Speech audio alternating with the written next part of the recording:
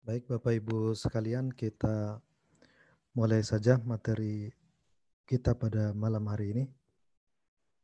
Sebelumnya, Assalamualaikum warahmatullahi wabarakatuh. Waalaikumsalam warahmatullahi wabarakatuh. Alhamdulillah, wassalatu wassalamu ala rasulillah wa ala alihi wa sahbihi wa mawala amma ba'd. Qala Allah Ta'ala fi kitabihil karim wa wasdaqul qailin. A'udzu billahi minasyaitonir rajim. Bismillahirrahmanirrahim. Ya ayyuhalladzina amanu ista'inu bis sabri was salah. Innallaha ma'as sabirin. Shadaqallahul azim. Baik Bapak dan Ibu sekalian, marilah kita mulai pembelajaran bahasa Arab pada malam hari ini dengan baca basmalah. Bismillahirrahmanirrahim. Pada malam hari ini kita langsung mulai saja ke materi. Untuk nanti setelah penyampaian materi kita akan mencoba membaca teks yang saya share pada hari kemarin dan juga yang saya share hari ini materinya. Bapak dan Ibu sekalian, teks yang nanti akan kita kaji pada pertemuan malam Jumat ini adalah ada dua ya. Yang pertama itu tentang mahya afdolul a'mal ba'da syahadatain. Apa itu amalan yang paling utama setelah mengucapkan dua kalimat syahadat? Dan yang kedua, ini teks yang menarik yang saya kutipkan dari kitab Mahasinut Ta'wil karya Imam Jamaluddin Al-Qasimi. Nah, beliau punya karya tafsir besar namanya kitab Mahasinut Ta'wil. Saya ambil cuplikan atau kutipan dari ketika beliau menafsirkan surat Wattini wazzaitun wa turi sinin wa hadzal baladil amin. Yang beliau tafsirkan pohon tin di situ itu sebagai pohon tempat di mana katanya Buddha diutus menjadi nabi. Nah, jadi dalam perspektif Jamaluddin Al-Qasimi, Buddha adalah seorang nabi katanya. Ini adalah kitab tafsir. Nanti kita akan lihat bagaimana teksnya. Tentu teksnya untuk kepentingan pedagogis saya edit sedikit ya Bapak Ibu. Tapi tanpa mengurangi ide umum daripada teks itu sendiri yang saya kutip. Baik, seperti biasa kita akan mulai dengan pembahasan kosakata ya, al-mufradat. Untuk teks yang pada malam ini akan kita bahas nanti di akhir. Yang pertama adalah istadharo yastadhiru. Gitu. Istadharo yastadhiru ini secara pola dia mengikuti pola istaf'ala yastaf'ilu dengan penambahan 3 huruf ya.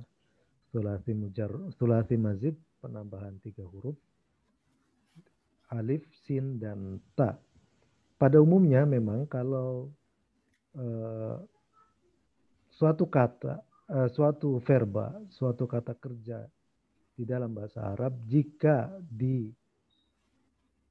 diimbuhi dengan 3 huruf ini ya, alif, sin, dan ta ini, maka secara makna artinya itu adalah meminta begitu ya. Seperti misalnya ghafaro yaghfiru, itu kan mengampuni.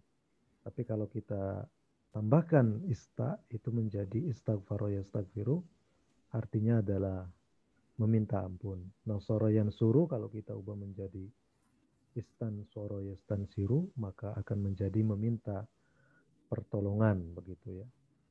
Atau ana ya'unu artinya menolong. Ketika kita ubah, ketika kita tambahkan menjadi ista'ana, yasta'inu artinya adalah meminta pertolongan. Nah, tapi tidak semua sulasi mazid yang ditambahkan 3 huruf tadi, alif, sin, dan ta itu memiliki makna meminta begitu ya.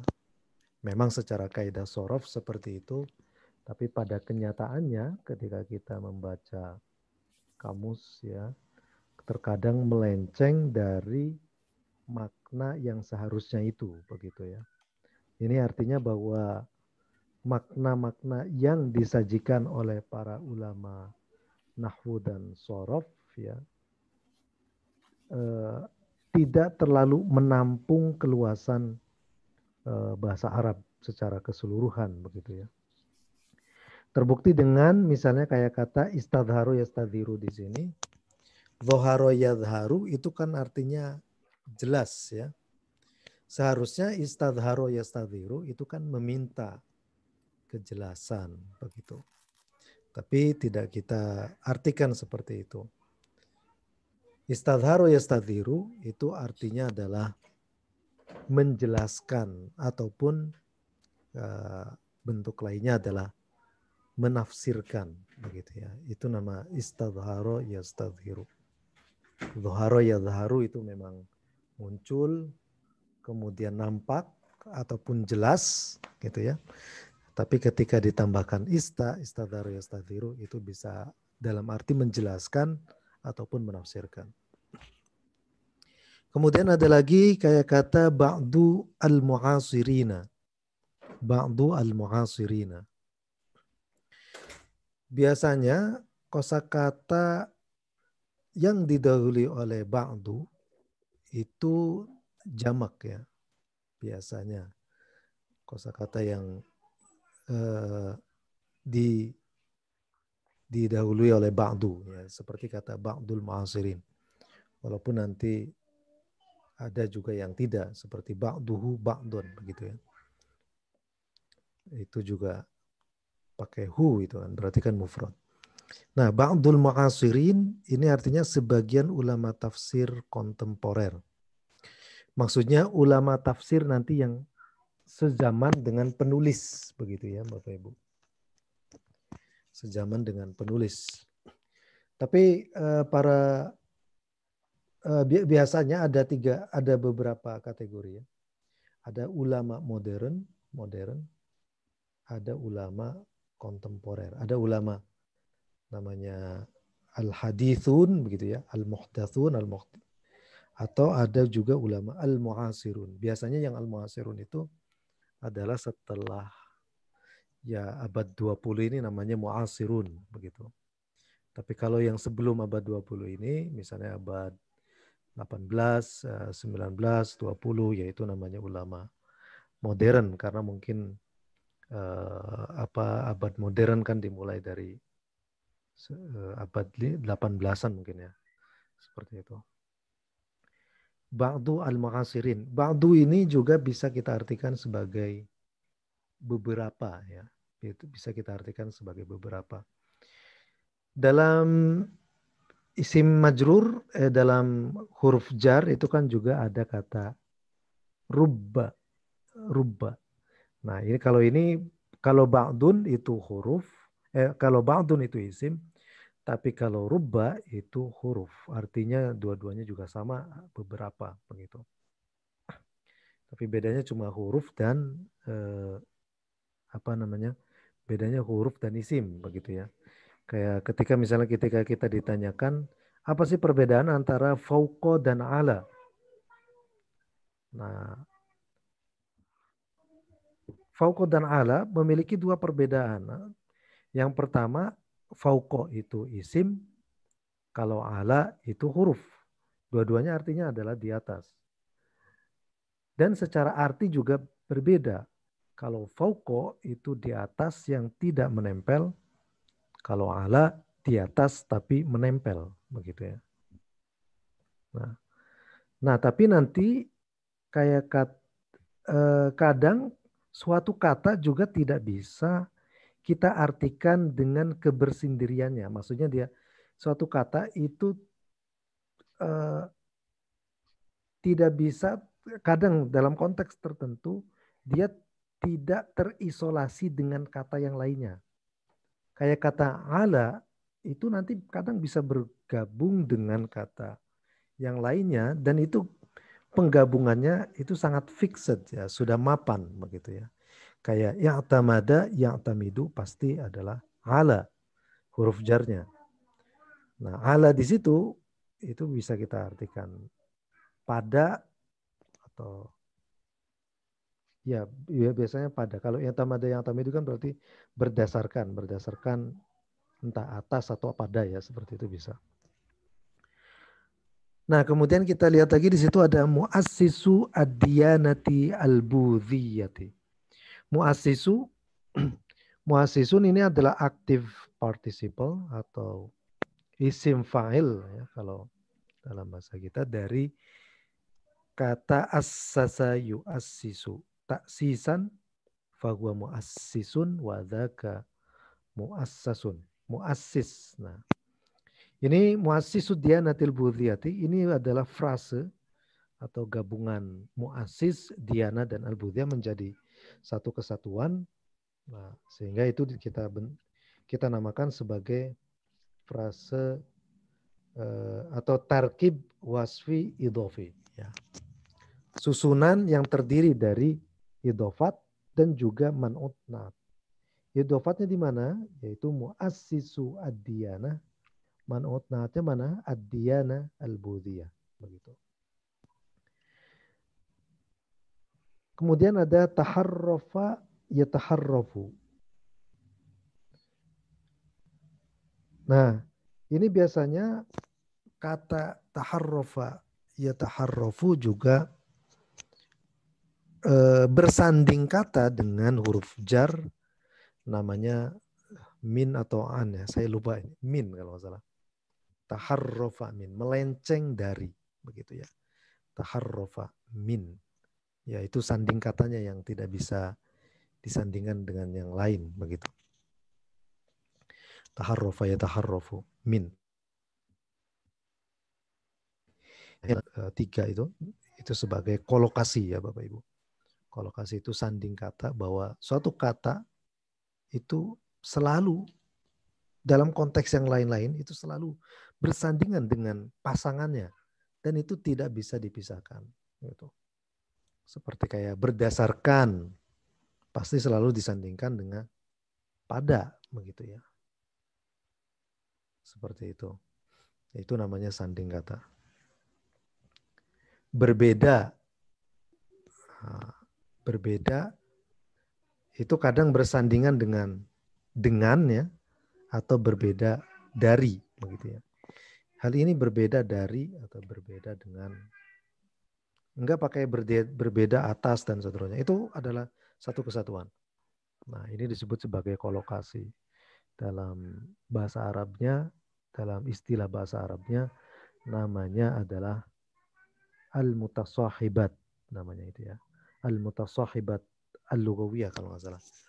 Al-mutasahibat, lebih tepatnya al-mutasahibat. Kemudian al-aslu al-hakiki. Al-aslu al-hakiki ini ajaran yang sebenarnya atau dasar yang sebenarnya. Ini adalah konstruksi frase waswi ya. Al-asl itu man'ut, al-hakiki adalah na'at. Nah, al-hakikiyu, lebih tepatnya di situ al-hakikiyu. Karena di situ ada ya nisbah. Nah, asalnya al-hakiki ini asalnya adalah haqiqatun, tamarbutohnya itu dihilangkan dan kemudian yang tersisa adalah kita tambahkan ya nisbah. Nah, ya nisbah ini seperti yang saya kemukakan kemarin biasanya kadang merujuk pada satu ya dari mana asal seseorang ya, entah asal ideologi, entah asal tanah kelahiran, entah asal tinggal, entah asal madhab, aliran, dan seterusnya. Begitu. Ini biasanya ditambahkan ya nisbah untuk berarti untuk memiliki makna tadi yang saya sebutkan itu, yakni asal ideologis, asal rumah, asal mazhab, asal tanah lahir, dan seterusnya. Kayak Abu Al-Hasan Al-Ash'ari. Atau misalnya Al-Baqillani Al-Ash'ari. Nah, itu berarti asal ideologi teologisnya, mazhab teologinya, itu aliran Asy'ariyah. Al-Qadhi Abdul Jabbar Al-Mu'tazili. Begitu ya. Qadhi Abdul Jabbar Al-Mu'tazili. Oh, ini berarti dia asal sektenya, asal keyakinannya itu dari sekte Mu'tazilah. Abu Ja'far Asy-Syi'i misalnya begitu. Oh, ini berarti dari Syiah. Nah, itu jadi ya nisbah penggunaannya. Kataba yaktubu, menulis. Kataba yaktubu, menulis ya Bapak Ibu. Kataba yaktubu itu masdarnya adalah kitabatun. Kataba yaktubu, kitabatun. Nah, jadi kok bukan katbun, bukan. Masdar sulasi mujarrad itu sepenuhnya bukan ciptaan dari kita ataupun bukan ciptaan dari yang disajikan oleh buku-buku sorof, Bapak Ibu. Bukan. Masdar untuk sulasi mujarrad itu ditentukan oleh kamus. Ya. Oke, kalau dalam ilmu nahwu sorof, kata bayak tubuh, katbun bisa saja karena ada fa'ala yaf'ulu fa'lan misalnya ya. Begitu. Tapi untuk merujuk yang seperti ini yang lebih tepatnya adalah harus ke kamus gitu ya. Misalnya darasa yadrusu, kira-kira masdarnya apa ya? Darsun ada ya memang. Dirosatun juga bisa begitu ya. Nah, dari mana itu kita tahu? Bukan dari sorof yang kita pelajari bukan, tapi dari kamus untuk sulasi mujarrad. Tapi untuk sulasi mazid seperti fa'ala yuf'ilu atau af'ala yuf'ilu atau fa'ala yuf'ilu bisa kita gunakan dari sorof begitu ya. Tapi untuk sulasi mujarrad pembentukan masdarnya kita benar-benar harus mengandalkan pada hafalan kita begitu. Jadi tidak serta-merta kita bentuk dari bentuk perubahan sorofnya ya. Fa'ala yafilu fa'lan misalnya begitu. Fa'ala yafilu fa'lan, fa'ila yafilu fa'lan lagi begitu dan seterusnya. Enggak. Semua itu harus kita lihat di kamusnya begitu. Nah, demikian juga yang namanya kitab itu yang pernah saya jelaskan juga ya. Kata kitab itu di dalam bahasa Arab juga sebenarnya berasal dari kata bayak tubuh itu. Begitu. Dan itu sangat polisemik sekali ya. Maksudnya mengandung banyak arti. Contohnya saja kalau kita misalnya di dalam Al-Quran itu ada firman Allah misalnya di dalam awal surat Al-Baqarah, Alif Lam Mim, Dzalikal kitabu la raiba fihi hudal lil muttaqin. Begitu. Dzalika al-kitabu begitu. Nah, kalau kita mungkin terjemahkan secara konteks sekarang, kita akan lihat dzalikal kitabu, buku itu atau kitab itu la raiba fihi, tidak ada keraguan di dalamnya. Nah, mungkin pertanyaannya kalau kita memaknainya seperti itu, ya, seperti yang umum misalnya terjadi pada terjemahan-terjemahan ke bahasa Indonesianya, kita akan kehilangan makna yang sebenarnya. Kenapa demikian? Karena kata Alkitab, artinya kata Alkitab atau Al-Quran misalnya, di masa kenabian itu belum berbentuk kitab seperti yang kita kenal sekarang, yang ada covernya itu ya. baina diffatai, antara dua ininya, cover depan dan belakang. Enggak seperti itu. Dulu Al-Quran masih berbentuk oral, transmisinya juga transmisi oral lewat lisan begitu ya. Dan para sahabat kemudian menghafalkan, beberapa ada yang dicatatkan di pelepah kurma ataupun di tulang, atau kadang juga ada yang di tembok begitu ya, untuk menghafalkan seperti itu. Nah, karena itu lantas apa? Dzalikal kitabu di situ gitu diterjemahkannya. Nah, Alkitab juga itu kalau itu bisa dalam pengertian wahyu ya.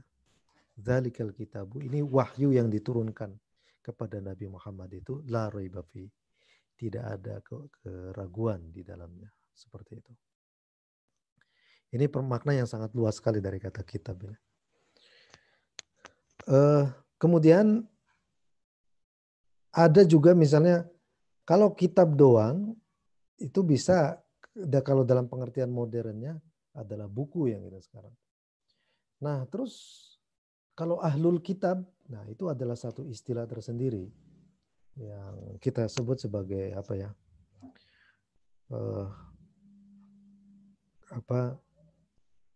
Ahlul kitab itu adalah para penganut.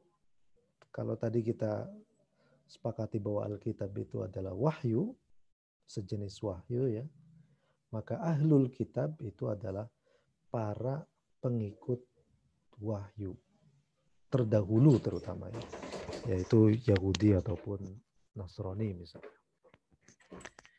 Kemudian di sini ada ar-riwayatu asy-syafahiyatu. Ini kita terjemahkan sebagai transmisi oral. Maksudnya periwayatan lewat jalur lisan. Ini bentuknya adalah man'ut na'at, ar-riwayat ini dia itu jamak muannas salim, sementara asy-syafahiyah ini yang menjadi na'atnya adalah yang menjadi na'atnya ini bentuknya adalah isim mufrad. Tapi nanti kalau seandainya ar-riwayat ini menjadi mansub, berarti kan dia menjadi ar-riwayati begitu.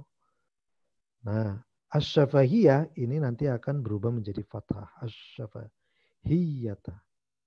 Lain halnya kalau seandainya ar-riwayat ini menjadi majrur, ar-riwayati asy-syafahiyati. Tapi kalau mansub ar-riwayati asy-syafahiyata begitu. Ini karena beda secara kategori ya, karena yang pertama ini disebut jamak muannas salim, yang kedua ini muannas mufrad begitu. Sementara kan kalau isim mufrad itu kalau mansub ya fathah. Kemudian ada lagi irtaqo yartaqi irtiqaan. Irtaqo yartaqi irtiqaan. Irtaqo yartaqi ini asalnya dari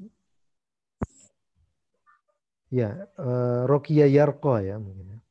Roqiya yarqa, meningkat begitu. Nah, kemudian ditambahkan menjadi pola ifta'ala yafta'ilu, menjadi irtaqa yartaqi. Ini adalah salah satu isim yang ada mu'talnya ya, ada huruf illatnya di sini. Kemudian di sini ada intasyaro yantashiru, asal katanya dari nasyaro yanshuru, artinya menyebarkan, menerbitkan juga bisa. Menyebarkan dan menerbitkan dari kata nasyaro yanshuru. Kemudian dibentuk menjadi ifta'ala yafta'ilu, dia menjadi intasyaro yantashiru. Selanjutnya ada zawaya al-alami. Ya, saya salah ini menulisnya, ini al-alama. Seharusnya adalah al-alami. Oke, siap. Zawaya al-alami. Zawaya al-alami ini zawiyatun.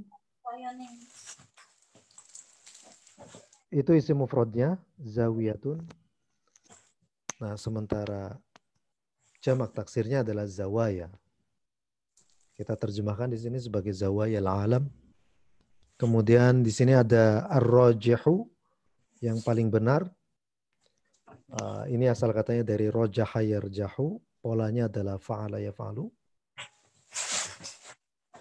Warrajih ini yang paling benar ya. Kemudian ada atsba'un, para pengikut. Ini jamak dari taba'un. Ya, taba'un, taba'ani, atsba'un. Kemudian ada al-muhaqqaqu.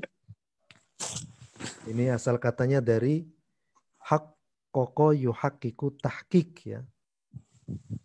Al-muhaqqaq itu berarti yang bisa diverifikasi kebenarannya.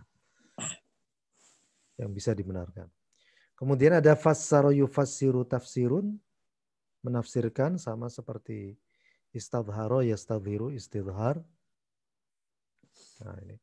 Kemudian ada samma yusammi tasmiyatun, samma yusammi.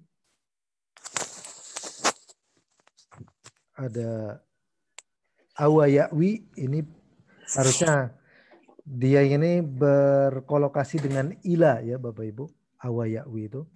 Awayawi ila begitu ya. Artinya pergi ke atau berlindung kepada gitu ya. Bernaung di juga bisa. Bernaung di atau berlindung kepada, ataupun misalnya pergi ke, awayawi ila, itu artinya seperti itu. Kemudian kita ketemu lagi dengan kata fatana yaftinu, fitnatun. Nah, kalau di sini kemarin kan kita sampaikan bahwa al-fitnah itu bisa artinya perang, bisa artinya ujian ya. Nah, di sini kita bisa artinya adalah godaan ya. Fitnatun itu menggoda. Fatana yaftinu fitnatun itu menggoda. Maknanya luas ya Bapak Ibu sekalian, bahwa kata al-fitnah itu tidak melulu berarti bentuknya adalah perang, ya, tidak berarti malapetaka, tapi juga bisa godaan dan seterusnya. Intinya dalam kata fitnah itu terkandung makna yang negatif begitu. Ada lagi di sini najahayan jahu, najahun, berhasil. Syuhratun kabirotun, ini bentuknya adalah man'ut na'at. Kita terjemahkan popularitas yang tinggi. Kemudian ada di sini atin, pohon tin. Kemudian ada qaddasa yuqaddisu, takdis ya. Takdis, qaddasa yuqaddisu itu artinya mensucikan. Mensucikan, takdis. Kemudian mensucikan dalam pengertian yang sifatnya ruhani atau sesuatu yang sifatnya intelektual ataupun mental begitu ya. Qaddasa yuqaddisu. Tapi kalau yang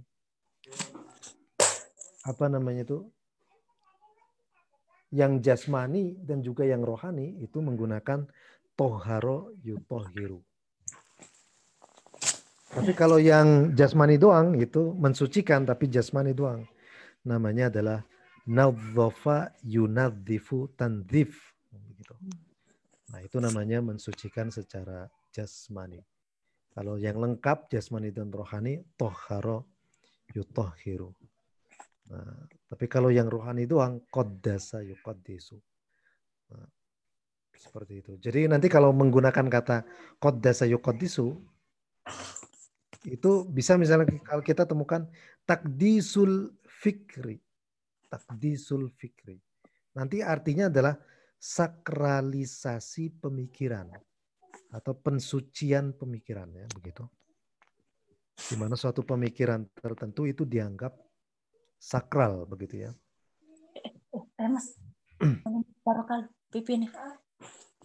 Kemudian di sini ada arsala yursilu, irsalun.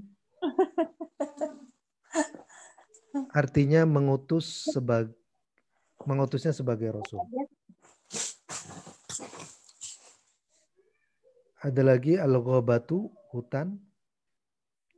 Terus ada izdaharo yazdahiru, izdiharun.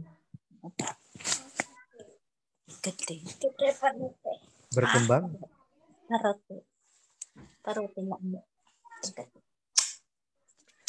Izdiharun ya Bapak Ibu. Kemudian ada warokun dan aurokun. Ini daun. Gusnun, aksonun, ranting. Ada juga sakhoro yusakhiru taskhir. Menaklukkan. Ini asal katanya dari fa'ala yufa'ilu. Kemudian saytoro yusaytiru ala. As-saytorotu. Ininya ya. Masdarnya adalah as-saytorotu. Artinya menguasai atau menghegemoni. Nah, ada lagi di sini kata hadorotun. Biasanya kita sering menerjemahkannya sebagai peradaban ya. Nah, tapi kalau menurut saya istilah hadorotun dengan makna peradaban itu baru berkembang belakangan. Maksudnya maknanya itu baru muncul di abad modern. Karena ketika di abad pertengahan istilah hadorotun itu maknanya bukan peradaban ya Bapak Ibu. Ibnu Khaldun itu di dalam kitab dalam kitab Al-Muqaddimah Ibnu Khaldun itu mendefinisikan al-hadoratu itu sebagai at-tafannunu fit tarofi ya. Hidup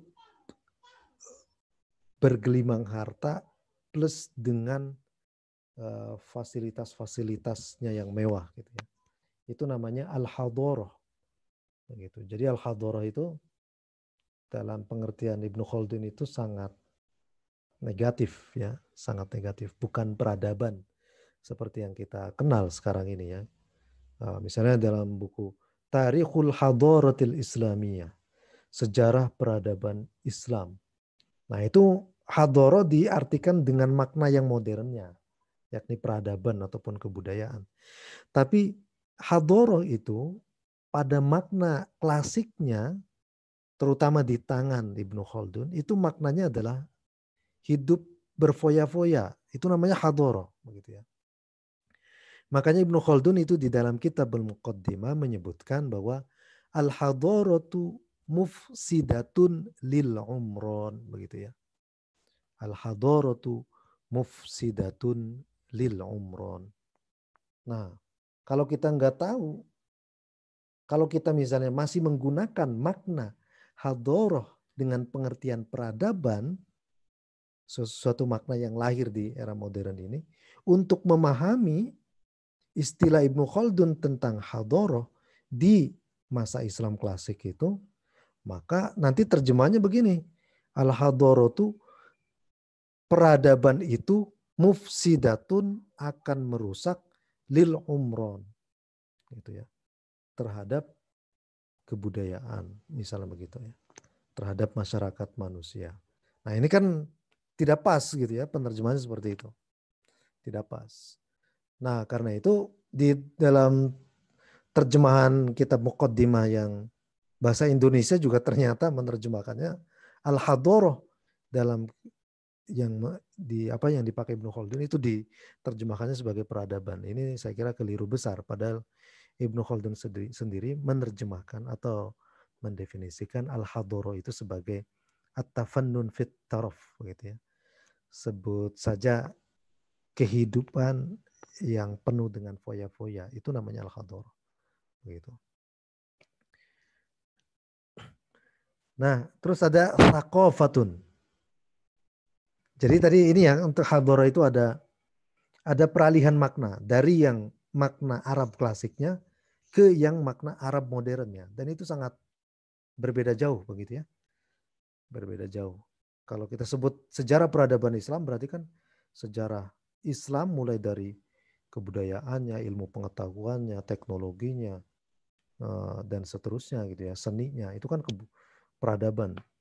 Semua itu kategorinya. Tapi al-hadarah dalam pengertian Islam klasik, Arab klasik itu tidak dalam pengertian peradaban yang kita kenal, tapi sebagai at-tafannun fit taraf ya. Jadi hidup berfoya-foya begitu. Makanya Ibnu Khaldun menyebutkan bahwa Al-hadaratu mufsidatun lil umron, bahwa kehidupan yang boros, berpoya-poya itu mufsidatun, akan merusak lil umron, terhadap kebudayaan manusia secara keseluruhan. Begitu. Dan itu hanya dialami, kata Ibnu Khaldun, di kalangan para elit, ya, kehidupan hadarah itu. Elit pemerintahan atau sistem oligarkis. Ada lagi ihtaroko, yahtariku, ihtirakun, artinya terbakar. Matbahun, matabihu, dapur. Ini matbahun, mufrad. Matabihu, ini adalah jamak taksir, tapi dia adalah isim ghair munsharif. Ya, menjadi isim ghair munsharif, dan ini tidak menerima tanwin, begitu. Pokoknya selagi dia menjadi nakiroh, ya, ketika ditambahin di sini misalnya min, jadinya adalah min matabikho, begitu. Min matabikho. Tapi kalau sudah ditambahkan alif lam, ya sudah, balik lagi ke awal. Minal matabikhi, begitu. Seperti itu. Ini ada implikasi yang cukup lumayan serius, ya, dalam pembacaannya, begitu. Kemudian ada lagi ta'limun dan juga ta'alimu, ajaran. Ta'limun dan juga ta'alimu, ajaran. Begitu. Nah, kalau dulu dalam sejarah perkembangan maknanya, kata ta'limun itu identik dengan kosakata yang dipakai oleh sekte Syiah, ya Bapak Ibu sekalian, terutama di era Imam Al-Ghazali, ya. Imam Al-Ghazali punya kitab terkenal namanya kitab Al-Mustadhiri, kitab yang dia persembahkan kepada Khalifah Al-Mustadhiri namanya. Tapi nama aslinya sebenarnya adalah kitab Fadaihul Batiniyah, kitab kejelekan-kejelekan aliran kebatinan, maksudnya adalah Syiah. Nah, Al-Ghazali menyebut orang-orang Syiah di masanya itu sebagai ta'limi, gitu ya. Orang yang berakidah ta'limi. Maksudnya orang yang berakidah ta'limi itu adalah bahwa kebenaran itu hanya kebenaran teks kitab suci Al-Quran ataupun hadis Nabi hanya bisa diperoleh melalui otoritas imam Syiah, begitu. Nah, itu namanya ta'lim, ya Bapak Ibu, ta'lim. Nah, ta'lim juga dalam konteks yang lain, dan ini sangat jauh sekali artinya, ya. Kalau apa namanya itu kita kontekskan ke buku-bukunya orang Syiah Ismailiyah, Ikhwan As-Sofa, itu kata at-ta'lim itu maknanya adalah matematika, dan ini sangat jauh. Itu saya baca itu teksnya ketika pertama kali membaca ini ta'lim apa ini artinya. Kalau iya pengajaran betul, ya, secara letterlek betul itu pengajaran, tapi dalam konteks karya-karyanya Ikhwan As-Sofa namanya Ar-Rosail Al-Jami'ah, itu ta'lim itu artinya matematika, ya Bapak Ibu. Dan kemudian yang kedua, dalam konteksnya juga, ta'lim itu artinya adalah bahwa sumber pengetahuan kita itu akan memperoleh validitasnya kalau seandainya kita menjadi pengikutnya Imam Syiah. Itu namanya ta'lim, begitu. Nah, makanya Imam Ghazali kan menerbitkan buku-buku polemisnya. Salah satu di antaranya itu buku tentang logika. Nah, kitab logika ini dipakai untuk menggempur ideologi ta'limiyah yang diusung oleh Syiah Ismailiyah yang saat itu dipimpin oleh Hasan As-Sabbah, begitu. Nah, itu seperti itu Bapak Ibu. Nah, syamilun di sini mencakup, ya. Biasanya syamilun ini berkolokasi dengan kata li dan juga ala biasanya. Ala, syamilun li dan syamilun ala. Ini nanti tergantung pada konteksnya. Oke, dari mufradat yang kita pelajari ini, Bapak Ibu mungkin Kalau ada yang bertanya, silahkan sebelum kita lanjutkan ke materi berikutnya, ke grammar corner ya Bapak Ibu. Silakan. Ustaz, Ya, silakan Pak. dari kemarin kan kalau agama itu selalu menggunakan dianat ya. Kalau kalau bedanya dengan hanya din, kenapa misalnya tidak menggunakan hanya dinul Islam atau dinul apa nih, dinul Buddha ya kalau yang sini ya. Apa apa apa apa ininya? Kenapa bukan hanya din? Ya ya. Ini ya untuk yang Dianat ya apa ya? Dianatul mm, Buddhia. dia Muasis ad-Diyanatul Buddhia. Kenapa bukan ya. hanya din? Baik Pak. Ya, jadi secara ini ya, seperti yang pernah saya jelaskan bahwa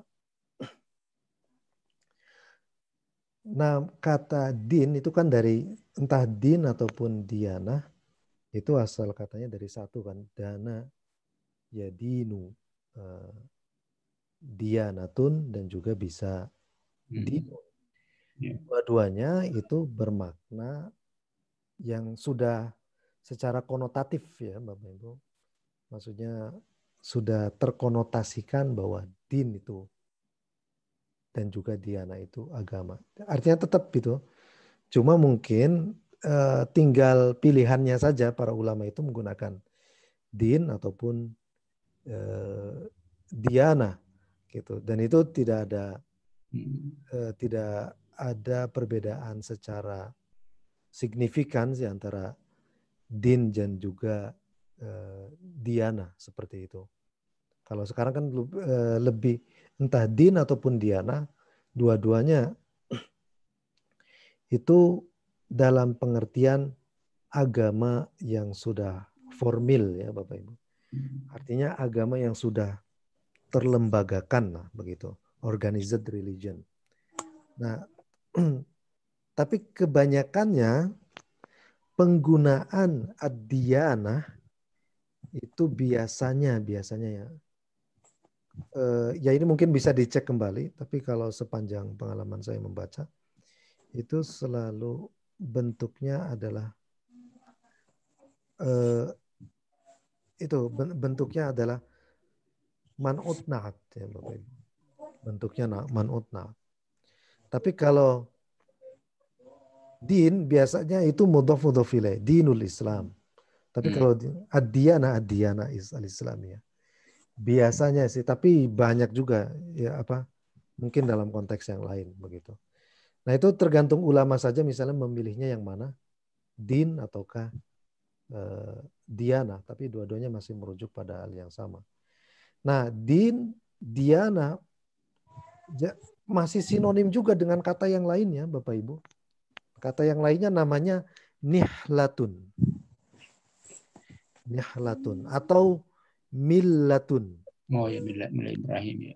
Millat Ibrahim. Nah, itu lebih ribet lagi pemaknaan seperti itu. Jadi memang sinonimnya banyak juga ya.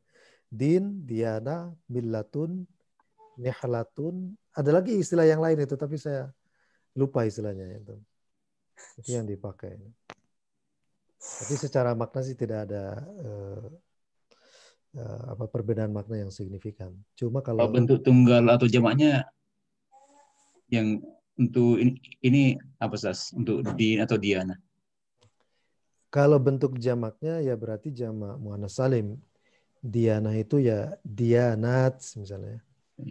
Dianat. Tapi kalau din kan adian ya Bapak Ibu. Din itu adian. Gitu. Seperti itu Pak mungkin. Ya, sama-sama. Tapi nanti untuk kata yang seperti ini kita juga jangan terkecoh dengan dayan ya Bapak Ibu. Dayan. Karena dayan itu artinya adalah lain lagi. Dayan itu artinya orang yang suka utang.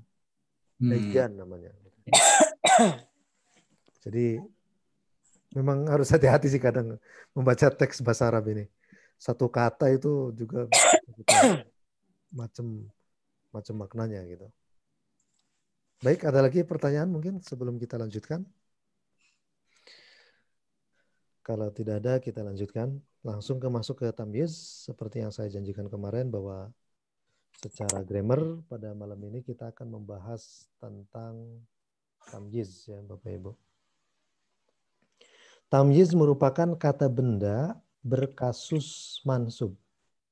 Nah, sebelumnya di pertemuan level 3 itu saya sampaikan bahwa kasus itu yang saya gunakan terma di sini adalah terma linguistik ya Bapak Ibu. Kasus itu adalah bagaimana suatu kata itu difungsikan di dalam kalimat.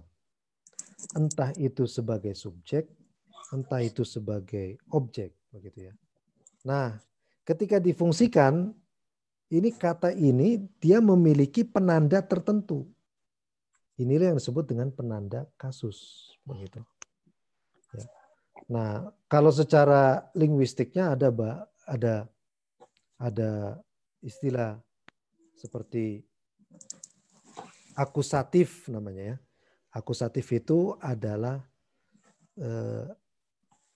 apa namanya itu? Ketika suatu kata difungsikan sebagai objek dan juga memiliki ciri objeknya. Kalau dalam konteks bahasa Arab misalnya cirinya itu berupa ya namanya mansub, tapi cirinya itu berupa fathah ataupun kasroh. Itu kan mansub ya, apa kasus kalau difungsikan. Misalnya kayak al-kitabu ketika kita fungsikan sebagai maf'ul bih, misalnya nazartu al-kitaba. Nah, al-kitaba ini itu berkasus mansub karena dia difungsikan sebagai objek. Nama linguistiknya itu disebut sebagai akusatif ya Bapak Ibu. Akusatif. Tapi kalau yang fa'il atau subjek itu namanya nominatif. Kalau jar majrur itu namanya genitif ya. Kalau objek tidak langsung itu namanya datif. Ya, sebenarnya tidak perlu menghafal kata-kata ini karena biasa istilah-istilah ini hanya berlaku untuk bahasa-bahasa Indo-Eropa seperti bahasa Jerman ya. Seperti bahasa Jerman ataupun misalnya bahasa Latin ya.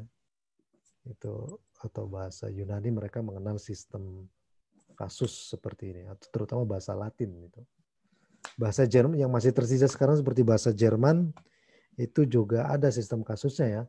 Tapi kalau bahasa Arab sistem kasusnya itu terletak pada akhir kata, ya Rob namanya itu kan.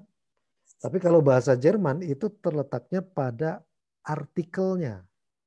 Gitu, artikel. Artikel itu yang kayak kalau dalam bahasa Inggris kayak the, dan an itu ya. Tapi kalau bahasa Jerman kan ada der gitu ya, der, das, der, di begitu ya. Itu kan penanda nominatif misalnya. Tapi kalau Apa ya? bisa den dan seterusnya. Nah, kata benda berkasus mansub yang difungsikan untuk memperjelas esensi sesuatu yang terlihat ambigu ya Bapak Ibu. Nah, jadi kata tamyiz ini jadi fungsinya adalah untuk memperjelas itu. Jadi kata tamyiz itu sebenarnya bisa untuk distinction ya atau apa distinction atau distinctive. Ciri pembeda ya maksudnya memperjelas lebih jauh lah. Esensi sesuatu yang terlihat ambigu dan itu biasanya mansub. Nah, kalau dalam bahasa Inggrisnya itu namanya diterjemahkannya sebagai disambiguity gitu ya. Tamyiz itu namanya disambiguity. Kemudian ada pembagian tamyiz. Di sini tamyiz ini biasanya dilengkapi dengan mumayyiz. Ya. Kalau untuk tamyiz malfudz ya. Tamyiz itu kan ada dua, ada tamyiz malfudz, ada tamyiz malhuz namanya ya. Nanti kita akan belajar ini. Kalau malfudz contohnya seperti kalimat yang berisi tamyiz dilengkapi dengan mumayyiznya. Seperti misalnya kata bilangan 10 ke atas, 11 misalnya. Ithna asyara kitaban atau salasata asyara kitaban. Nah, kitaban di situ adalah tamyiz. Jenis tamyiznya apa? Malfuz apa malhuz? Itu disebutnya malfuz. Kenapa disebut malfuz? Karena ada mumayyiznya. Mumayyiznya mana? Yaitu salasata asyar. Gitu. Salasata asyar. Itu adalah mumayyiz namanya ya. Mumayyiz itu. Nah, mumayyiz ini itu bisa berupa beratnya, timbangannya, luasnya, ataupun jumlahnya. Kalau tadi yang salasata asyar itu kan jumlahnya ya. Itu namanya mumayyiz. Nah ini. Sementara kitaban itu namanya tamyiz. Mumayyiz plus tamyiz inilah yang disebut sebagai tamyiz malfuz namanya. Tamyiz malfuz. Nah di sini ada ishtaraitu ritlan ruzzan. Saya telah melakukan pembelian setengah kilo padi. Ya, ruzzan. Ritlan. Ini diterjemahnya setengah kilo ya. Ritl. Kemudian ada lagi ba'ali. Mohon maaf ini salah kayaknya. Ba'ani. Ya. Kalau ba'ani itu dia menjual saya. Tapi ba'ali. Ya. Ba'ali at-tajiru mitron hariron. Penjual menjual untuk saya 1 meter kain sutra. Di sini ada mitron. Di sini juga ada ritlan. Ini adalah mumayyiz. Di mana hariron dan ruzzan itu di sana itu disebut sebagai tamyiznya. Nah, tamyiz yang hariron dan ruzzan ini adalah kata benda berkasus mansub. Dan selalunya nakiroh ya Bapak Ibu. Amat jarang itu berupa ma'rifat. Nakiroh selalunya itu. Selalunya nakiroh. Hariron mau udah mansub terus nakiroh pula ya. Artinya tidak ada alif lam di sini.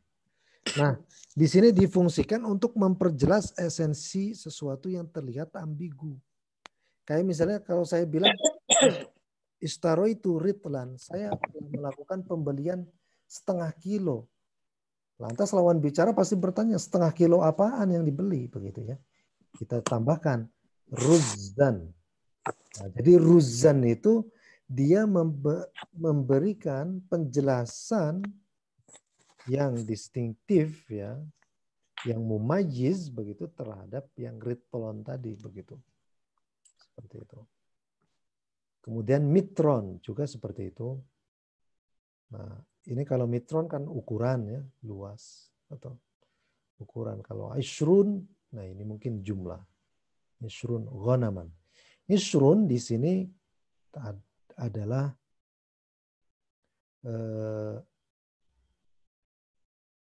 apa namanya? Angka ya, Bapak Ibu. Sementara ghanaman di sini adalah tamyiz ya. Begitu. Saya kira ini mudah untuk melihat itu semua.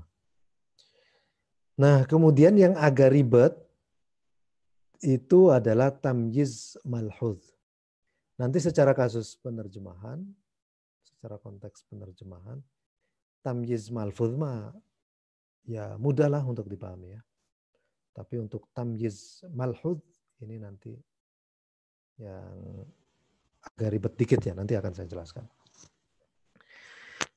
Tamyiz malhuz ini adalah tamyiz pindahan atau peralihan dari fa'il, maf'ul bih dan mubtada. Bisa diketahui dengan inferensi.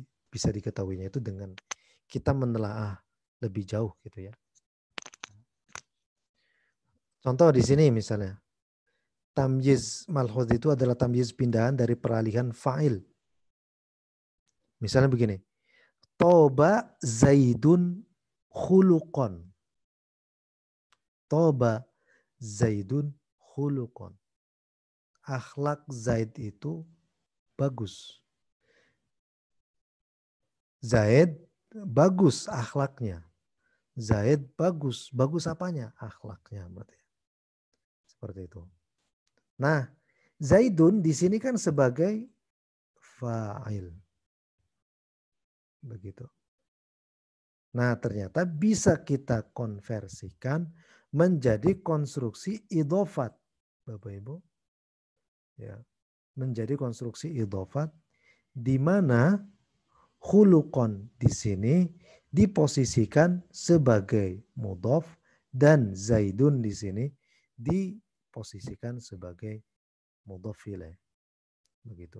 Jadi ada proses timbal balik ya Bapak Ibu. Begitu. Toba Zaidun khuluqon. Zaid bagus. Bagus apanya? Nah, itu perlu diperjelas. Titik kebagusan Zaid itu terletak pada apanya sih? Begitu. Nah, kita jawab dengan khuluqon. Oh, akhlaknya. Tapi khuluqon di sini harus nakiro, Bapak Ibu. Kemudian yang kedua, di sini tamyiz pindahan dari maf'ul bih. Di sini kita lihat misalnya wa fajjarnal arda uyunan. Telah kami pancarkan mata air bumi. Di sini kan wa fajjarnal arda, telah kami pancarkan itu bumi. Apanya yang dipancarkan? Ya, dari bumi itu uyunan, ya berupa mata air begitu. Di sini al-ardo itu adalah maf'ulun bih begitu. Disebutnya maf'ulun bih. Nah, tamyiz yang uyunan ini sebenarnya adalah pindahan dari wa fajjarna uyunal ardi. Yang seperti ini nih. Gitu. Jadi ini bisa dibalik seperti ini ya Bapak Ibu. Kemudian yang kedua adalah ana aktsaru minka malan. Saya punya lebih banyak harta daripada kamu. Nah, di sini sama juga dijadikan sebagai ini ya tamyiz malhudz. Jadinya adalah mali aktsaru minka begitu. Nah, Bapak dan Ibu sekalian, secara kesimpulannya sebenarnya yang namanya tamyiz itu tidak perlulah kita ribet-ribet dengan wah ini dari mubtada, oh ini gubahan dari maf'ul bih atau ini gubahan dari fa'il ya. Tidak seperti itu.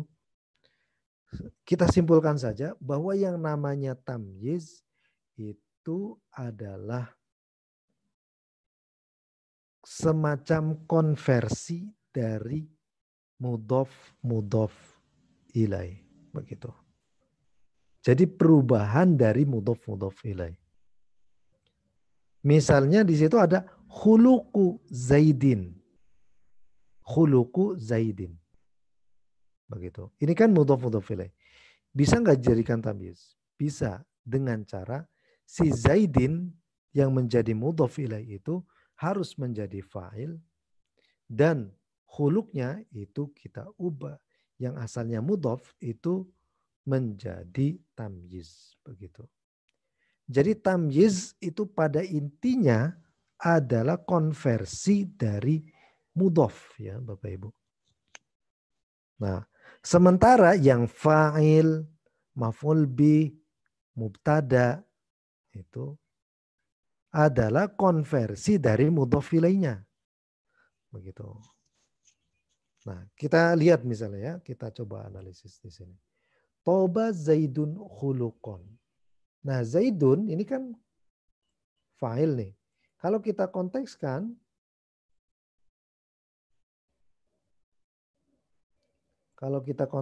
misalnya di sini Toba Zaid, kalau kita kontekskan khuluq di sini yang menjadi fa'il di sini ya Bapak Ibu. Nah, yang dalam konstruksi mudhofah itu mudhof ya menjadi tamyiz dan Zaidin di sini yang menjadi mudhof ilaih ini menjadi fa'il. Demikian juga dengan yang di sini gitu. Al-ardo dan uyunan. Uyunan ini sebenarnya asalnya adalah mudhof uyuna.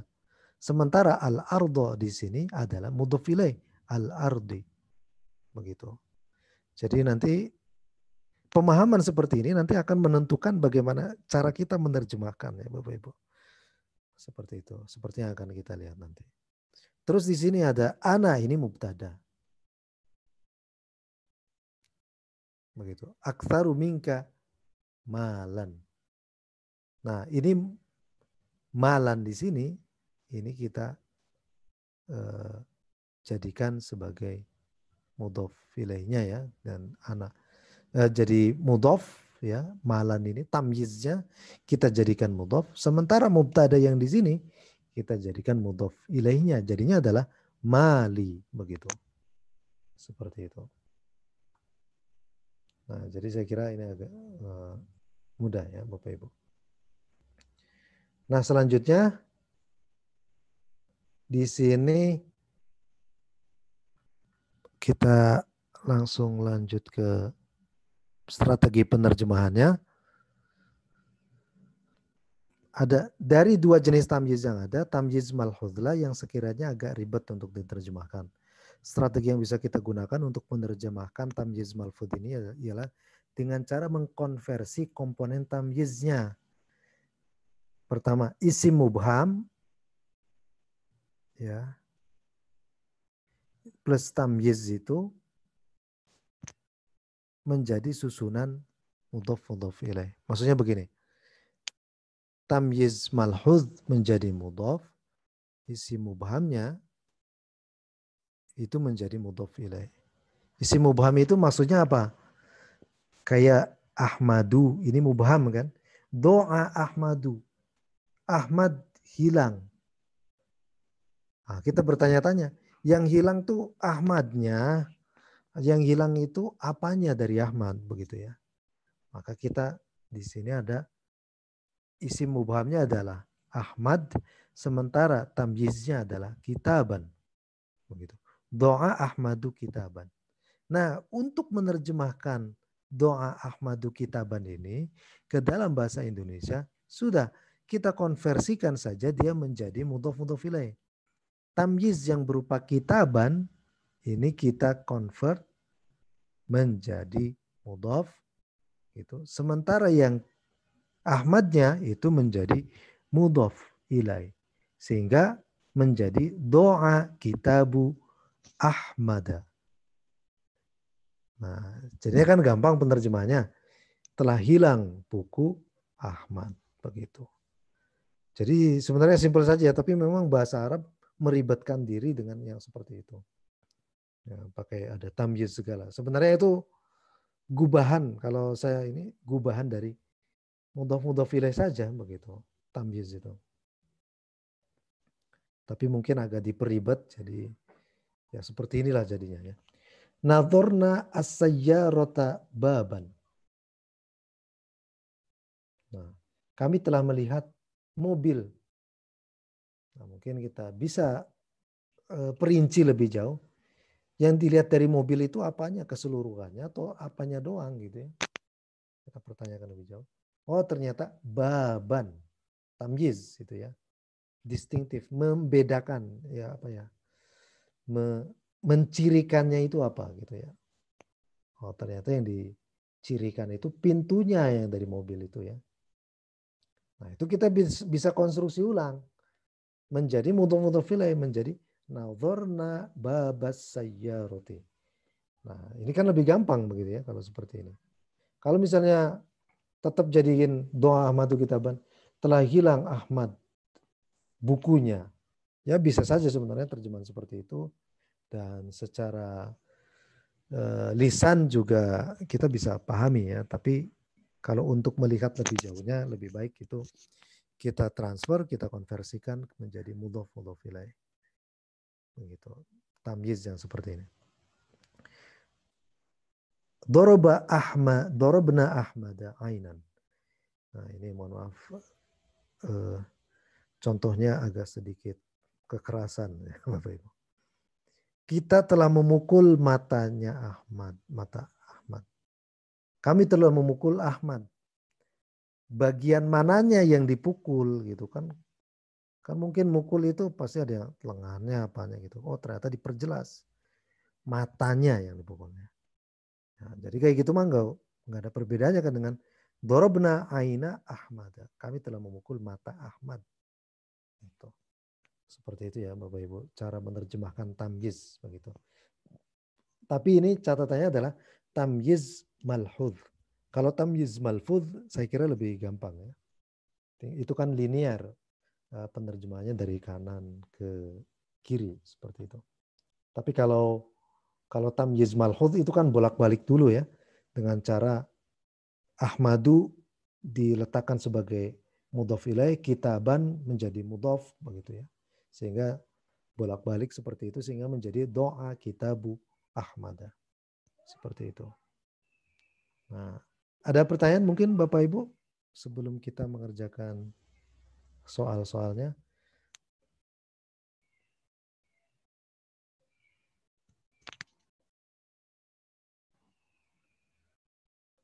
Kalau tidak ada, kita coba lihat misalnya yang nomor 1 ya Bapak Ibu. Tapi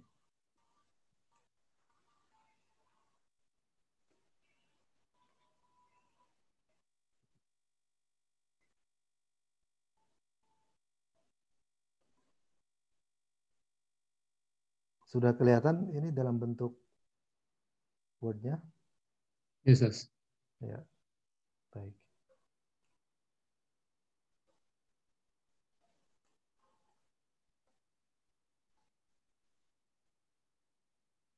Kira-kira apa ini untuk yang pertama ya? Saya kira gampang ya. Saya memiliki 20 rumah. Ini bisa menggunakan kata li, isrin, isruna ya. Isrun. Ya, isrun, Buyutan. baitan. Eh, Ya. Kalau buyut itu hanya berlaku untuk angka 3 sampai 10, Bapak Ibu. oh, Angka 3 sampai 10. Adapun yang 11 ya sampai dengan 9 19. ya. Ya. 11 sampai Sampai berapa ya? Sampai 100 lah ya. Sampai 100 itu menggunakan mufrad begitu bentuknya. Menggunakan mufrad. Karena kalau 103 itu beda lagi ya. 103 buku berarti apa bahasa Arabnya? Salasa 103. Ya betul. Salah satu kutubin wami'ah wami'ah. Betul. wami'ah. Oh, kitabnya di tengah, Ustaz. Bisa di situ. Salah satu kutubin wami'ah. Atau mi'ah wa salah satu kutub. Begitu. Nah, jadi yang mufrad itu hanya berlaku untuk angka 11 sampai 100 lah ya. Adapun yang lebih dari 100 itu kesananya jamak gitu. Jamak lagi begitu. Tergantung nanti kalau ketemu sama 11 sampai 99 lagi ya dengan kelipatan 100, 200 itu pakai mufrad semua. Tapi kalau ketemu dengan 3 sampai 10 ya entah kelipatan 100, 200, 300 itu juga menggunakan jamak. Menggunakan jamak. Kayak begitu Ibu. Jadi ini adalah li ashrun kita baitan ya. Jadi mufrad ininya. Walaupun 20 ya jumlahnya. Atau kata yang lain misalnya adalah amliku ishrin Yamliku isyirina baitan. Kenapa ini ashrin bukan ashrun? menjadi mudhaf ilaih. Menjadi Mudhaf ilaih ya. Mudhaf ilaih menjadi maf'ul bih. maf'ul bih. Ya, mansub jadinya. Oke. Sekarang tinggal nomor 2 mungkin ada yang mau jawab Bapak Ibu, silakan. Mata wanita itu bagus.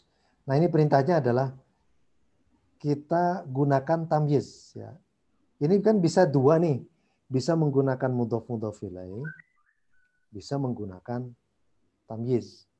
Kalau mudhaf ilaih kan misalnya jamulat atau hasunat ya. Jamilat Ainul mar'ati misalnya begini ya.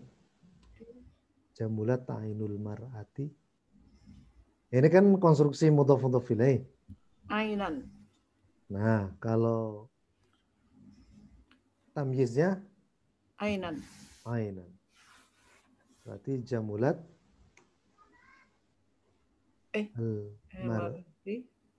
al-mar'atu Jamilatin mar'atu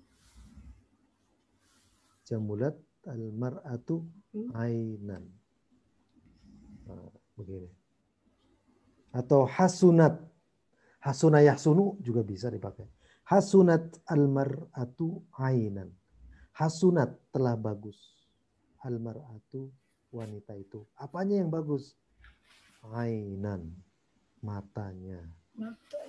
Gitu. Nah, tapi ini bisa dikonvert menjadi konstruksi mudhaf ilaih.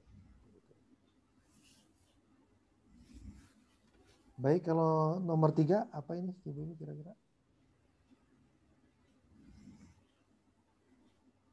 Baik. Rusak. Rusak itu apa? Fasada. Oke, Bu. Fasadat bab fasadal bab bu Fasada al-babu. Bait bait. Fasada. Fasada al-bait baban.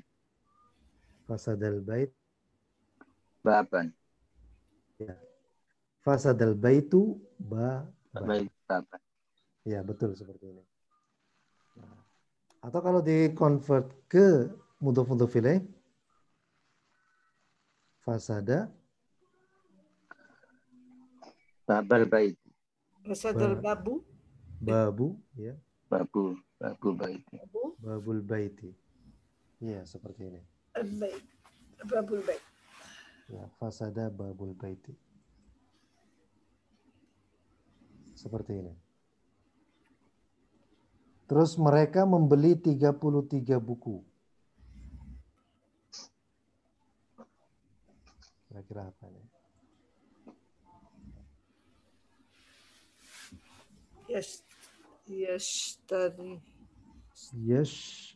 Yashtaruna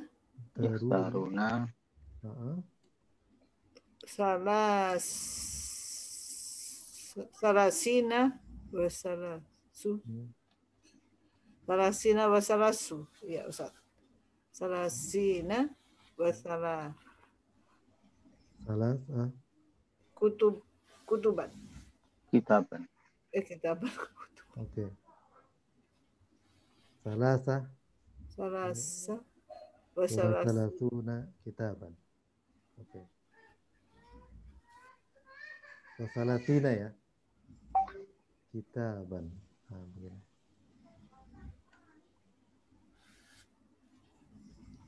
Ya, seperti itu. Terus nomor 5, tulisanmu lebih jelek dariku. Nah, tulisan itu apa? Kata bayak tubuh kita. Rosama. Rosama apa Ustaz? Sama menggambar. Rosama yarsumu. Ya memang untuk klasik, Arab klasik, Rosama yarsumu juga bisa dalam pengertian tulisan ya. Ar-Rosam al-Uthmani misalnya begitu. Tapi kita pakainya kata bayak tubuh saja.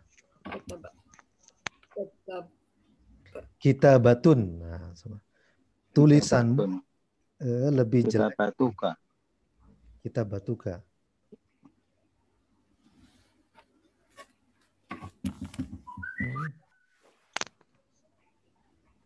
Nah,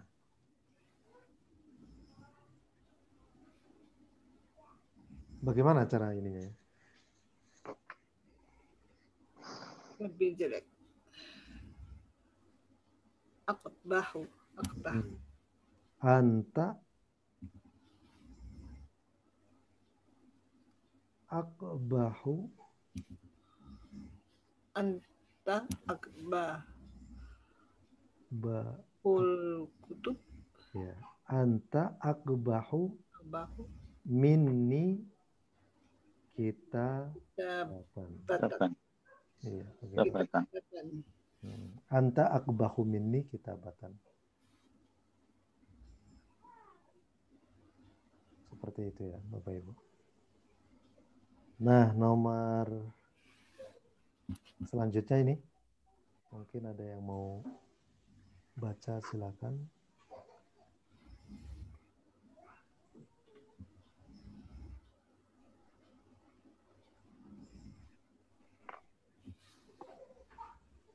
Nomor 1 misalnya.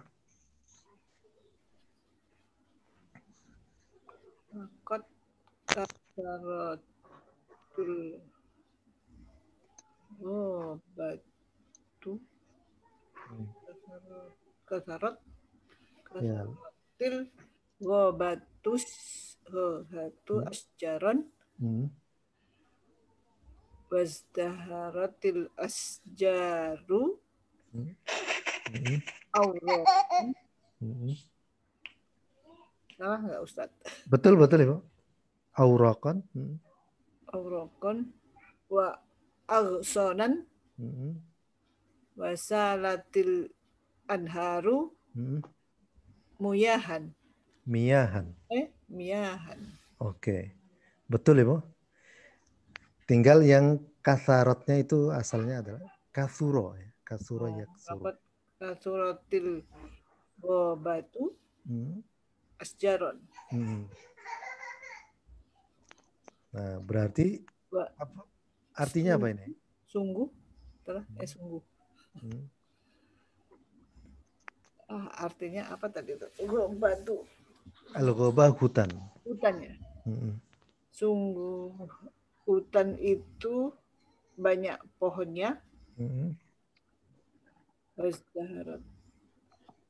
Asjaru dan pohon-pohonnya berbunga ya Ustadz.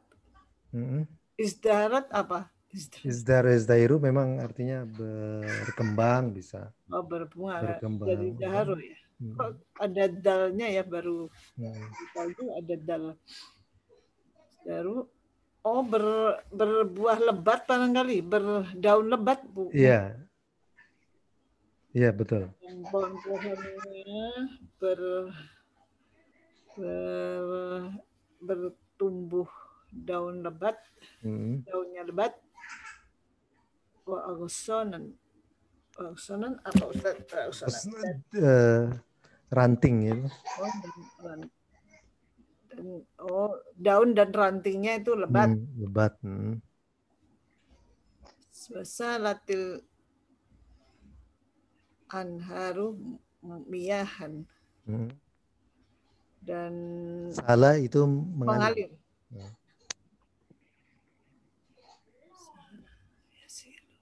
Mengalir bukan Ustadz? Betul, mengalir. Mengalir sungai, air sungainya. Ya, air sungainya.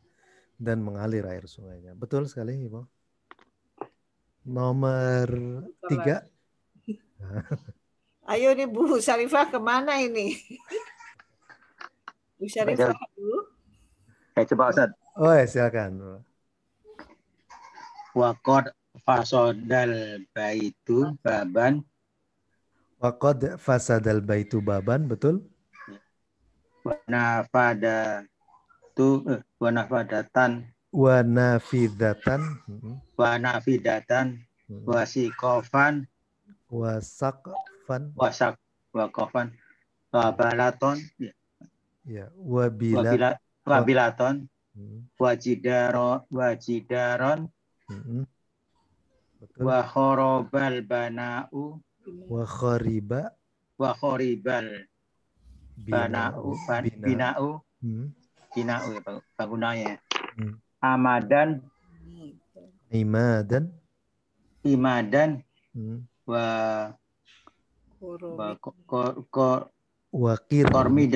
wa kirmidan dan sungguh pintu rumah itu telah rusak, pintu rumah itu telah rusak dan lubang angin ya. Nafidah itu jendela sih. Jendela ya. Jendela. Wasikofan Sakfan itu atap. Sakfan atap. Wabilaton lantai. Wajidaron itu dinding. Wa khorobal bina'u dan bangunannya roboh. Roboh apanya? Nah, itu dijawab. Roboh amadan, ini tamyizni ya. Amadan. Wa kormidan. Wa kirmidan. Amadan. Imadan itu tiang. Imadan itu. Oh iya. Tiang, Imadan wa kirmidan. Tiangnya dan gentengnya. Oh. Iya, seperti itu.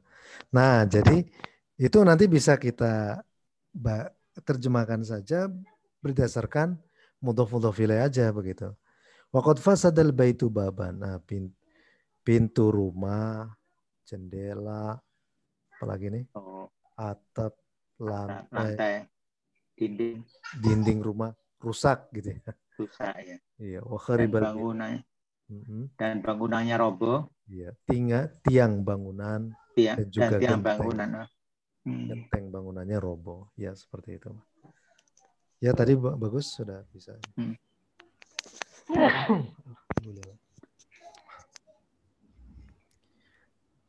Oke, selanjutnya nomor 3. Boleh saya baca, Ustaz? Ya, silakan, Pak. Qatala al-musyrikuna al-muslimina ajsaman wa nufusan wa hawalu tashirahum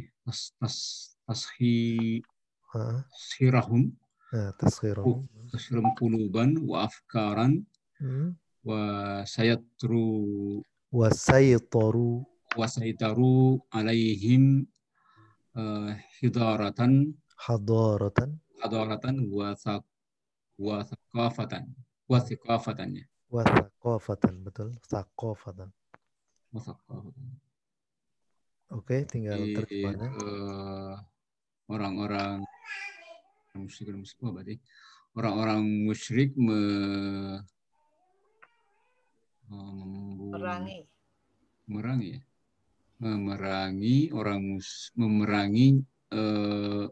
badan, berarti memerangi badan dan jiwa. Memerangi kaum muslimin. Ada ajsamannya, berarti memerangi badan dan jiwa orang muslim maksudnya. Iya, iya. Badan dan jiwa orang muslim. Jiwa raga. Oh iya betul. Ya. Lebih pas itu, Bu. Ya. Wahawalu tashirahum quluban. Wahawalu mereka berusaha. Tashir itu apa? Menguasai. Tashir menundukkan. Mereka berusaha menundukkan hati dan pikiran mereka dan menguasai peradaban dan kebudayaan mereka. Iya, begitu.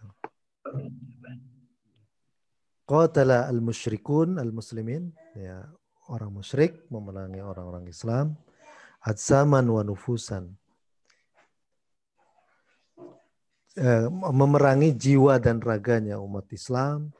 Selain itu mereka berusaha menundukkan hati dan pikiran umat Islam. selain itu juga mereka menguasai peradaban dan juga kebudayaan umat Islam. Kalau secara lisannya begitu ya terjemahan. Tadi udah benar disampaikan. Nomor 4 mungkin ada yang mau coba?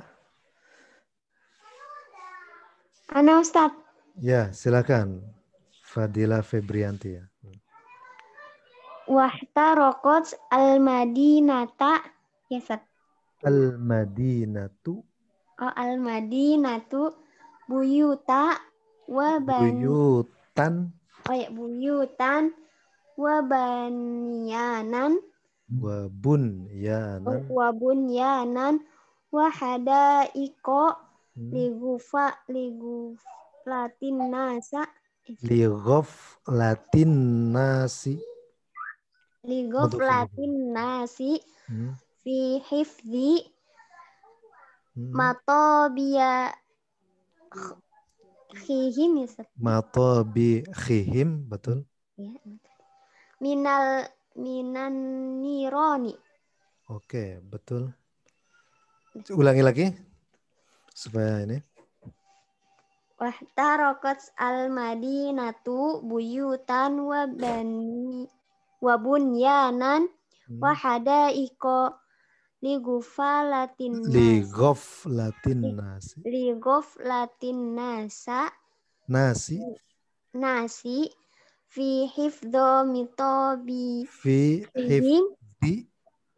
hifdhi matobikhihim. minan nironi. Oke. Artinya apa itu? Apa ya? Mati rokok apa ya Ustaz? Lupa. Oh, terbakar ya.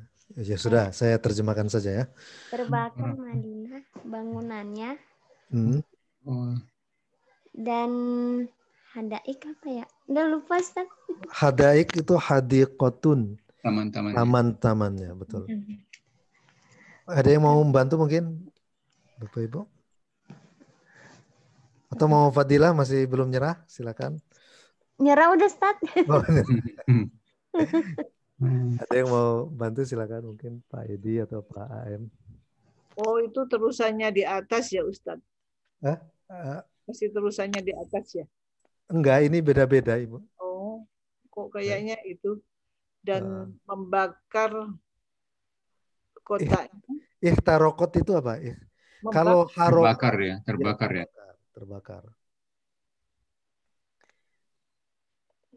Nah, mereka bukan mereka.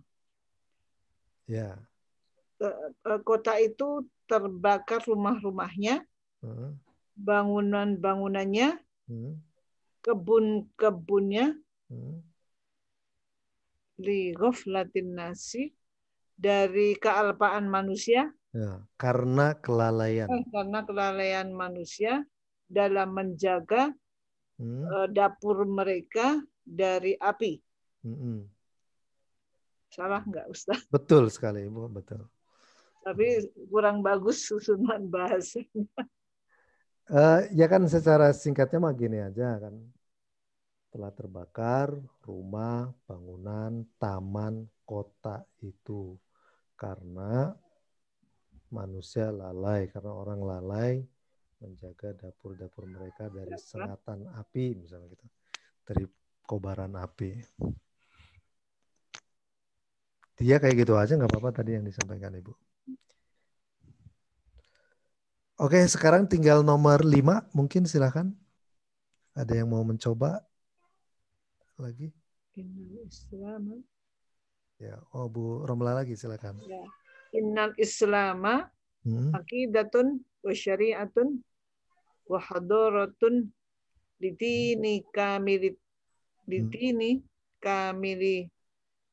ta'alimihi syamilatan ala jami'i jawanibil hayati.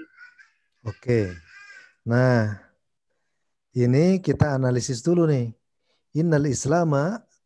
Nah, ini namanya mubtada. Sini ke sini namanya khobar ya, Bapak. kan ini konteksnya kita masih bicara tentang tamyiz. Nah, maka ini kita perlakukan tamyiz. Innal islama aqidatan wa syari'atan wa hadaratan. Dan inna islama aqidatun, Ustaz. Belum ya? Belum khobarnya ya? Belum khobar. Belum. Kalau nggak ada ladinun kamilun saja, ya itu udah gitu. Satu kalimat. Tapi ini kan masih belum selesai itu. Iya. Iya, sesungguhnya Islam berarti ya. Secara akidah dan syariah serta kebudayaannya. Kebudayaan Islam, ya. Ini untuk kesempurnaan agama gitu ya Ustaz. Ladinun kamil. Astagfirullah. Ladinun kamili apa kamilun jadi? Kamilun kan jadi mudhof ilaih. Mudhof ilaih. Jadi man'ut na'at. Man'utnya. Ladinun kamilun. Tapi karena disambung sama ta'alimihi, bukan? Nah, itu nanti ada lagi. Ladinun kamilun ta'alimuhu syamilatun ala jami'i jawanibil hayati. Begitu. Nah, di sini di teks ini ingin saya tunjukkan lagi bahwa ternyata kalau seandainya kita menemukan nakiroh, berhadapan dengan misalnya mudhof ilaih seperti ini, juga artinya sama ya Bapak Ibu, ada penyisipan kata yang. Kalau sebelumnya kan man'ut na'at, di depannya ada fi'il, maka kita sisipkan yang. Ini juga sama. Ini bukan fi'il tapi ini sama. Innal islama, Islam baik secara akidah, syariah ataupun peradaban, ladinun kamilun, merupakan agama yang sempurna. Ya. Merupakan agama sempurna. Ta'alimuhu syamilatun, yang ajaran-ajarannya itu syamilatun, mencakup ala jami'i jawanibil hayati, pada semua aspek kehidupan. Begitu. Baik, kita langsung singkat saja Bapak Ibu, karena masih ada materi yang belum kita bahas juga. Ini sudah kita selesaikan ya. Sekarang tinggal ini nih. Mungkin barangkali ada yang mau baca nomor 1.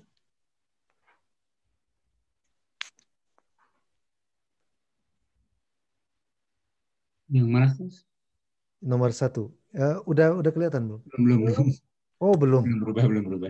Belum berubah ya. Saya stop dulu.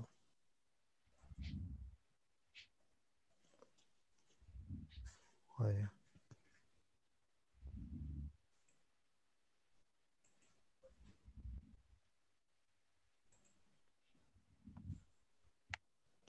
Ini sudah?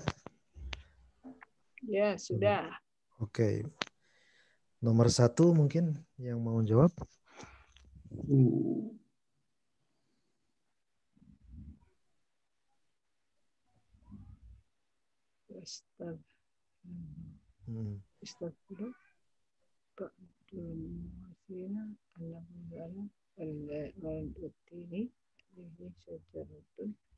Ayo mangga yang lain. Oke, saya coba saja. Iya, coba Pak. Wastadharu ya. Wastadharu, betul. Wastadhara ba'dal ma'asirina. Ba'dul. Fa'il. Sebagiannya ya. Wastadhara ba'dul ma'asirina an qawlahu anna qawlahu anna qawlahu ta'ala ad-din yakni bihi syajaratun budaya. Ya. Kemudian muassas ad-diyanah al-budiyah. Ya, Muassas ad-diyanah. Ya, muassisud diyanatil Muassas ad-diyanah al-budiyah. Buza. Ya.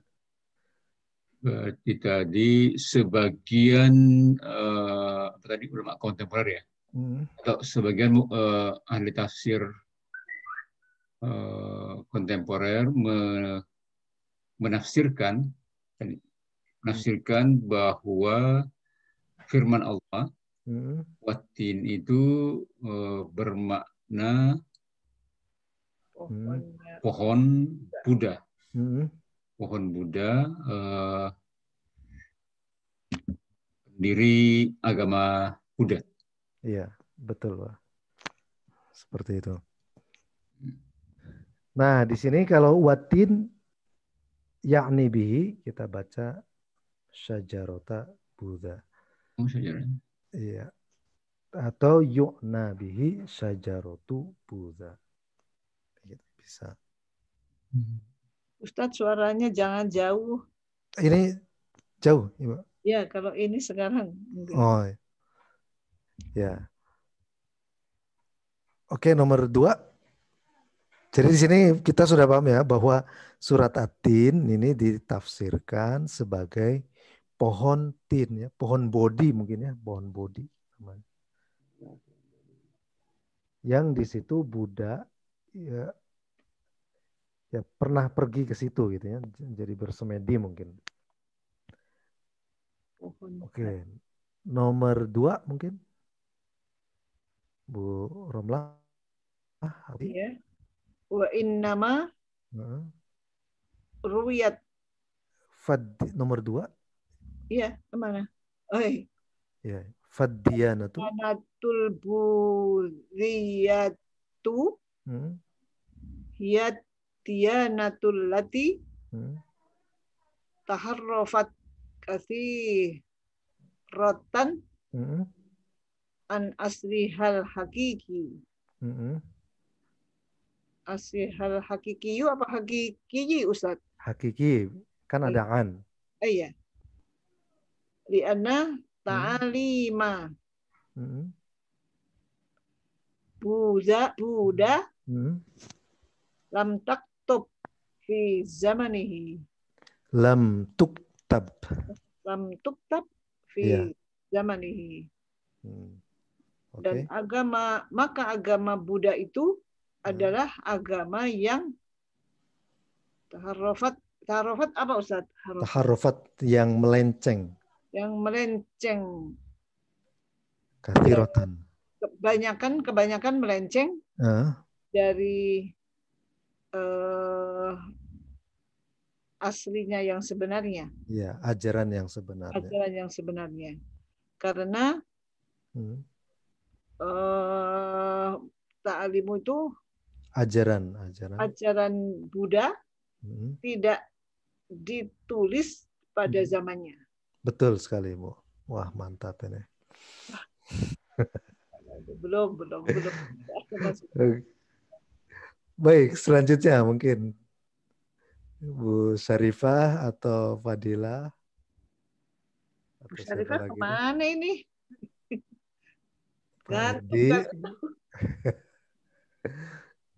Bu Kiptiah nggak ada juga. Iya. Pak saya Ustaz. Oh, boleh Pak Edi. Nomor 3 ya. Iya, nomor 3. Wa inama ruwiyat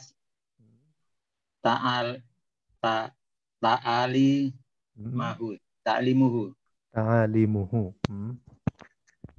kal ahadisi riwayati as-safahiyati summa katabat kutibat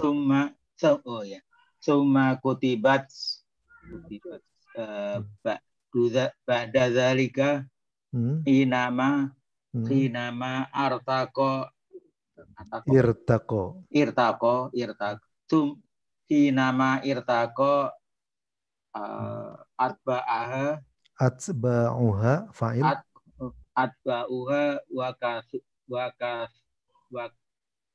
wakasiru Wakathuru. wa antasu ila Wantasharu. wantasu oh ya nggak kelihatan. Wantasaru ila Jawaya al-ilmi. Al-alami. Al-alam. Oh, ya, al-alam. Oke, betul. Al-alam. Mungkin ini mau nerjemahkan juga, Pak Edi? Dan sesungguhnya pengajarannya diriwayatkan ya. Seperti seperti al-hadis, seperti hadis, yaitu dengan riwayat Asy-Syafi'i oral atau lisan. Secara lisan. Kemudian ditulis setelah itu ketika irtaqo meningkat atba'u para pengikutnya dan dan banyak wakasuru yang banyak wantasuru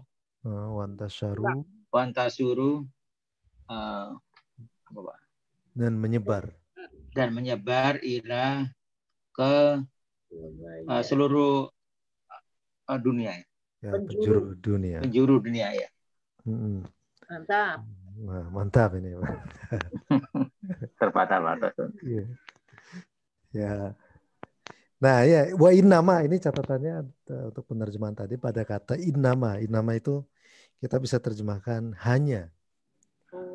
Ya, wa innama ruwiyat ta'alimuhu, ajaran-ajarannya hanya disampaikan ya, kal hadis ya, seperti halnya hadis ya, biriwayatis Syafi'iyah, melalui lisan gitu. Lewat cerita-cerita ataupun apa ya. Jadi karena lewat lisan mungkin ya jadi banyak penyelewangan sana sini kan, ditambah sana sini begitu. Iya, summa kutibat ba'da dzalika. Kemudian baru setelah pengikutnya banyak baru ditulis begitu ya. Nah, masih mending kalau Al-Qur'an mah kan banyak yang ngafalin ya. Diriwayatkan memang secara oral gitu, tapi banyak yang ngafalin begitu. Kalau ajaran Buddha mah kan nggak dihafalin. Karena keahlian ngafalin itu keahlian orang-orang Arab, mereka cepet itu. Kalau kata teman saya sih yang pernah kuliah di Timur Tengah sana itu, orang India dan orang Arab katanya cepet-cepet kalau ngafalin hadis, ngafalin Quran. Masya Allah. Karena kilat, hafalan mereka itu kilat. Gitu. Kalbarok katanya, karena kayak kilat itu. Orang India katanya yang jago itu. Ya makanya orang India itu secara Muslim minoritas tapi berkualitas Muslimnya. Beda sama kita Indonesia ya. Muslim mayoritas tapi nggak seberkualitas orang India. Iya. Banyak itu ahli-ahli hadis itu kayak Hamzah Al-Malibari dan situ. Terus ya karya-karya tafsirnya juga banyak. Kalau kita kan cuma Quraisy Shihab, Buya Hamka. Nah, itu kalau orang India itu udah banyak karya tafsirnya. Yang modern, yang klasik, yang apa itu. Masih kuat Bapak Ibu ini? Ada 6 lagi. Halo. Kita selesaikan sampai jam. Oh iya, kurang berapa menit lagi Ustadz? Sampai jam 10 ya. Lagi? Ya, kalau masih kuat ya yuk kita lanjutkan. Ada yang nomor 4 mungkin? Ada yang mau jawab? Silakan. Fadilah misalnya ini. Atau siapa? Nomor 5 Ustaz. Oh, nomor 5. Ya. Ya sudah, oke. Yang nomor 4 sebelumnya ada yang mau? Silakan. Saya Josas. Oke, silakan Pak. apa nih? Warrajihu indana ya. Hmm. Warrajihu indana bal al-muhaqqaq idza al-muhaqqaqu idza apa nih? Suhha ya. Sohha. Sahha idza sahha tafsirana. Tafsiruna. Tafsir. Bisa sah ya. Oh, dia sebagai subjek. Ya. Sahha tafsiruna lihadza lihadhil ayati hadhil ayati annahu kana nabiyyan sadiqan wa yusamma Sikyamuni. Sikyamuni au Gautama. Betul? Terjemahnya apa? Yang paling benar menurut saya gitu ya. Ya, menurut pendapat kami. Menurut pendapat saya tadi itu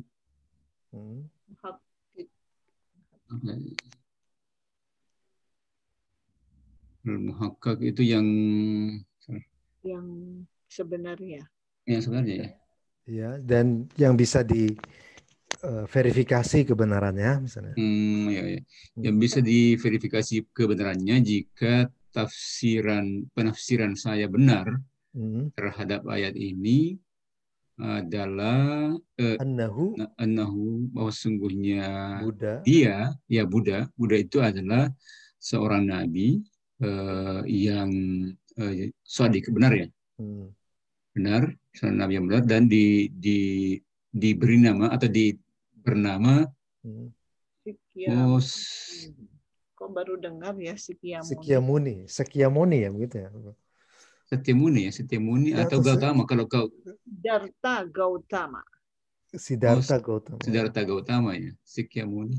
Kayaknya baru dengar itu. Tapi Siddhartanya nggak ada. Jadi kayaknya yang penafsirnya belum tahu jelas namanya siapa katanya. Ya mungkin baru tahu juga Ustadz saya Sikyamuni. Sikyamuni ya. Ini ada ini. Oke, nomor 5 tadi Fadilah silakan. Wa kana fi awwali amrihi ya'wi ila syajarotataini ya. Syajaroti tinin. Syajaroti tini tinin azimata wa tahtaha azimati wa tahtaha nazala alaihil wahyu wa arsalahu Allahu rasulan. Faja'ahu syaitanu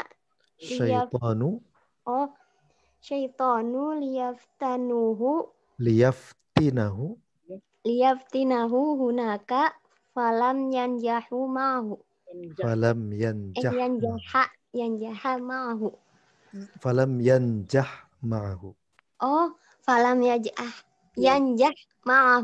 Oke, mau nerjemahin langsung? Dan pada di awal amrihi perintahnya ya Ustaz.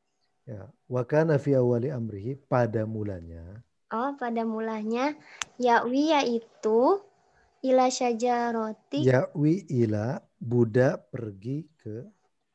Buddha pergi ke syajaroti pohon bukan Ustaz? Iya betul, pohon. Ya. 2 pohon ya. Pohon, 1 pohon aja. 1 pohon. Azimah. Pohon tin yang besar. Pohon tin yang besar. Ila syajaroti tinin azimatin. Ke pohon tin yang besar. Ke pohon tin yang besar. Watahta apa ya? Ada di bawahnya. Dan ada di bawahnya. Turun wahyu kepadanya. Dan Rasulullah dan diutus menjadi rasul. Dan diutus menjadi rasul. Datanglah syaitan tinahu apa ya? Untuk melencengkan.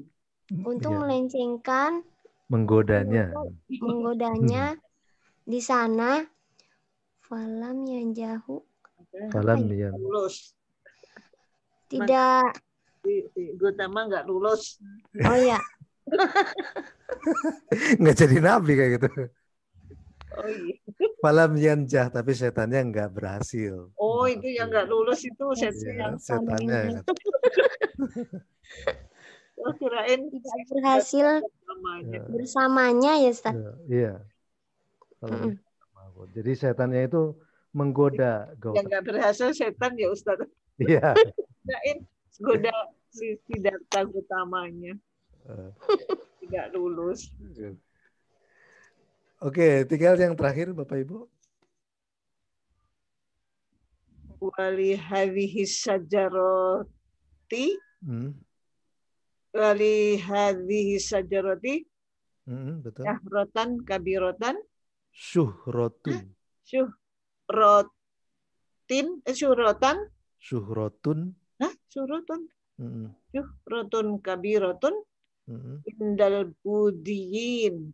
Batu sama indahum atinatul muqaddasatu. Wabalagot.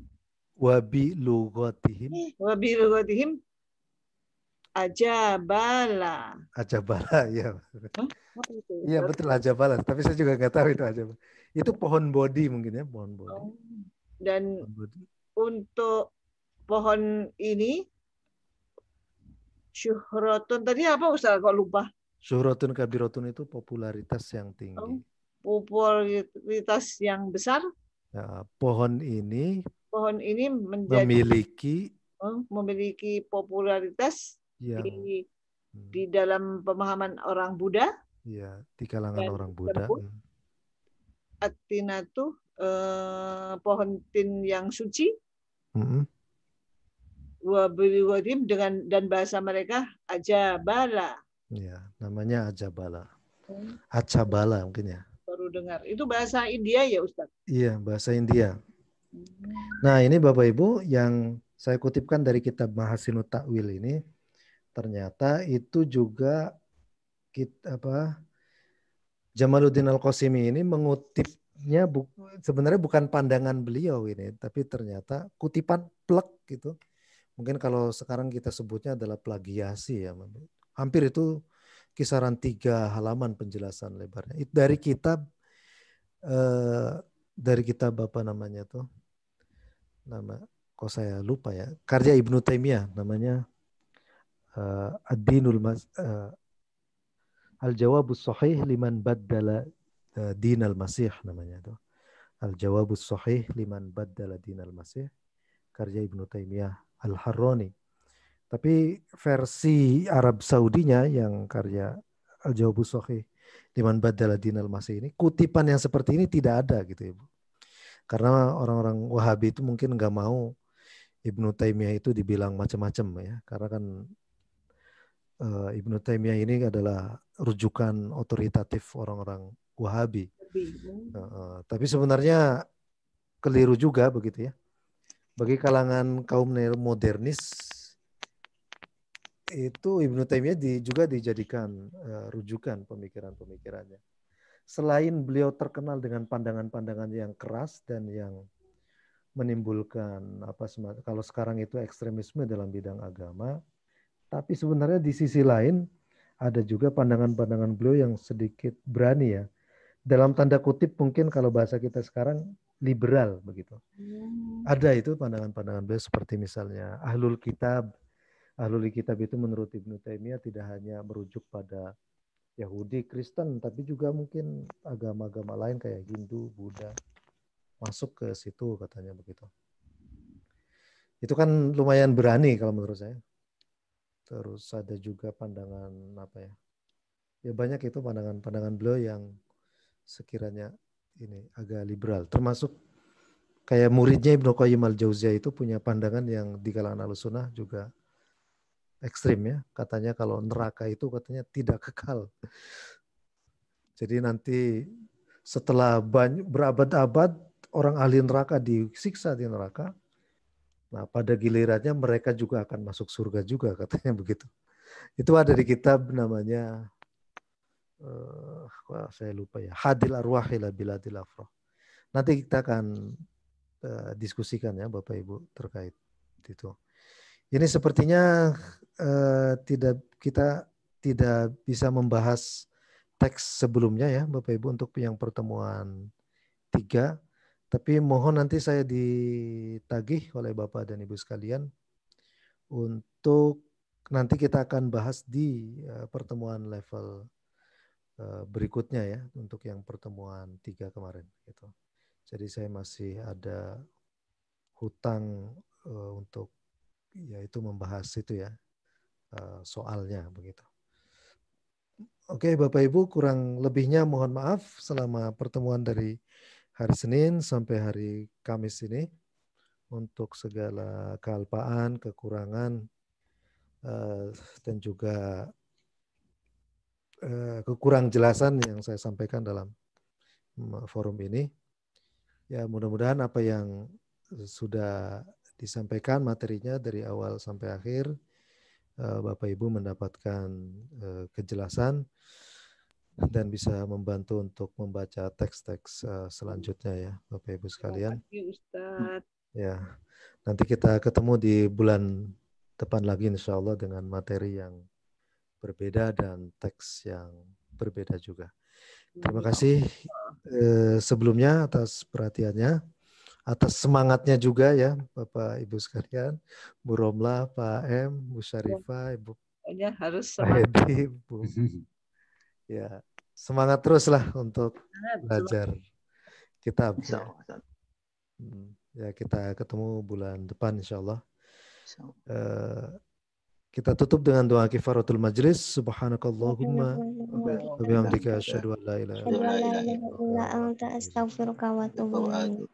Sekian dari saya. Assalamualaikum warahmatullahi wabarakatuh. Waalaikumsalam warahmatullahi wabarakatuh. Terima kasih banyak, Ustaz. Ya, sama-sama, Pak.